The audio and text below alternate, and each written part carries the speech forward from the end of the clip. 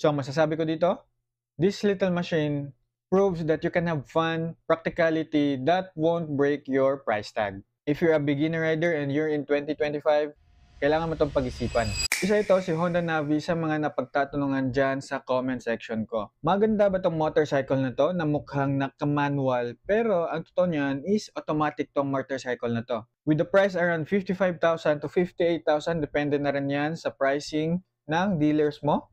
Masasabi mo bang sulit ito as a beginner or as your secondary motorcycle? Magandang pag-usapan yan, so tara, let's go. With an SRP of 58,900 pesos, which is price may vary or price may change as time has passed by, yung engine displacement ng Honda Navi is 109cc air-cooled, 4-stroke, and single overhead cam. With a power of 7.8 horsepower at 7,500 RPM, and the torque of 8.91 Newton meters at 5,000 RPM, yung transmission naman nito is naka-automatic.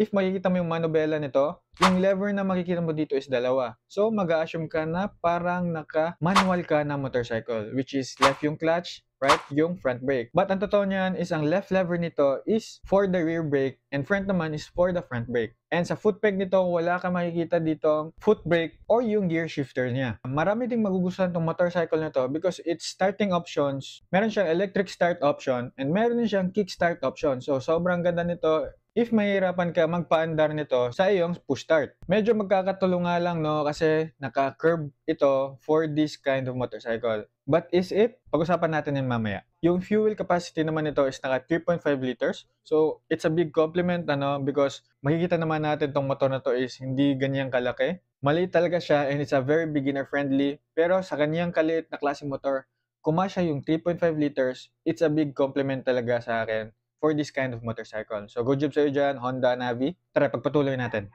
With a fuel efficiency of 48 kilometers per liter, maganda rin naman nito ang kanyang suspension, which is naka-inverted fork na and naka-mono swing arm. Brakes naman nito is naka-drums, but naka-CBS, which is yung pinagyayabang lagi ni Honda na combi brake na 70-30%. Tires naman sa harap is naka 90 by 90 by 12, while sa likod naman is naka 90 by 100 by 10. Curb weight naman nito is naka 104 kilograms and ang seat height nito is 762 millimeters. While ground clearance nito is naka 148 millimeters, it also has a 15-liter utility box under the tank as your utility storage. Ngayon naman, pag-usapan natin ang key features bakit magugustuhan mo tong Honda Navi. First of all, sobrang ganda kasi naka-unique mini bike design nito and it really is up for your convenience. Naka-automatic CVT na rin, so no need for shifting, just twist and go, and you're good to go. Inverted yung front fork niya and naka-mono swing arm na rin for smoother urban comfort. A roomy 15 liters of utility box, sobrang ganda niyan, marami ka ma-i-store dyan,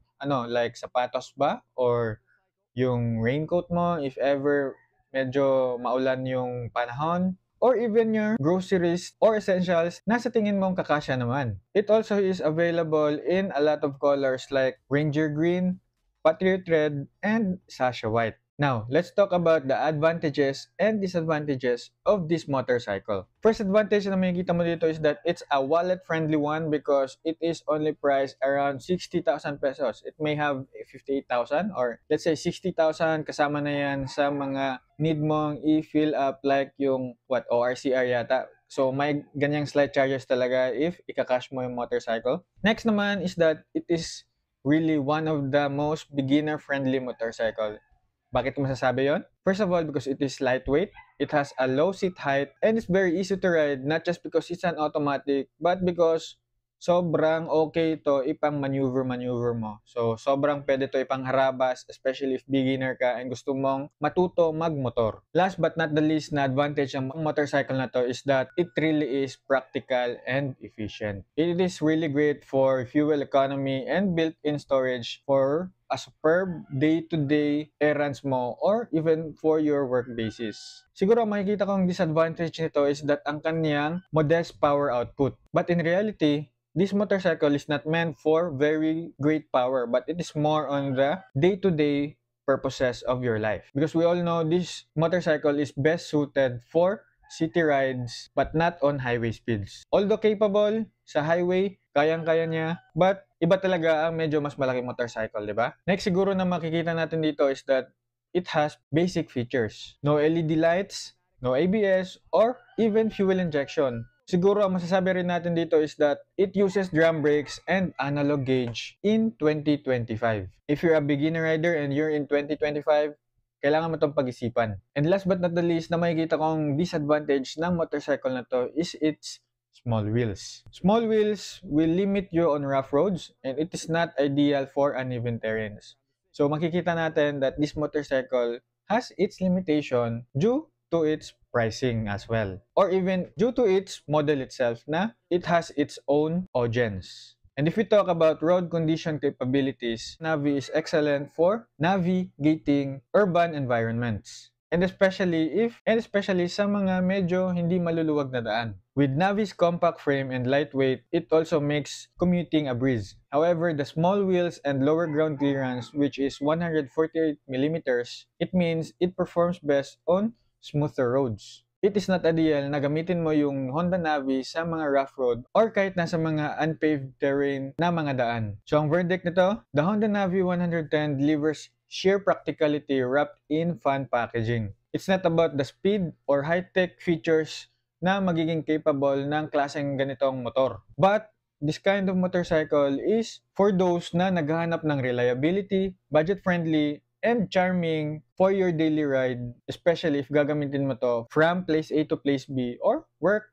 tapos hatid sundo, tapos groceries, tapos bahay ulit. With quirky looks, ease of use, and efficient performance, the Honda Navi delivers punchy value city para sa mga beginner riders. All in all, the Honda Navi is one of the best motorcycles na marerecommend mo for this kind of pricing. But as a beginner na we should consider its specs, its long-term purposes, and as a user itself na baka gusto mo na mas maging malaki yung motorcycle mo, baka gusto mo na medyo mas, alam mo yun, yung tipong okay na okay din for your day-to-day basis na di ka magsasawang tingnan tong klaseng motorcycle na nasa'yo. Yun yung klaseng masasabi kong yun yung gusto mong gamitin pang araw-araw and even ipa-maintenance kapag nanghihingi na ito ng mga needs nito, especially sa mga parts na usual needed for this kind of motorcycles. All in all, masasabi ko talaga maganda tong motorcycle na to, but if beginner ka, if ever gusto mo rin ng long-term purposes, then I think okay tong motorcycle na to, but it could have been better if meron ka pang ibang options. So, isa to sa marerecommend ko na magandang options. But this motorcycle is the best for those kind of audiences lang talaga. So if you're one of those, I can say go for this motorcycle all the way. But if may mas nahanap kang maganda, then go for it as well. At the end of the day, yung gusto talaga natin is makatulong para sa mga taong nag-iisip kung magandang ba tong motor na to sa pang-araw-araw, sa panghatid sundo, sa pagdala ng mga groceries, or yung mga daily errands mo. So yun lang naman talaga yung pakay ko bakit ginawa ko tong video na to. So masasabi ko dito, this little machine proves that you can have fun, practicality that won't break your price tag. So if nagustuhan mo yung ganitong klaseng video, you can follow me for more. Like this video na rin and comment down below your thoughts. If meron ka ring suggestion or question na pwede natin pag-usapan dyan together with the community natin dyan. You can also support me by purchasing helpful products dyan sa mga affiliate videos ko. And always remember lang to ride safe and see you in my next video.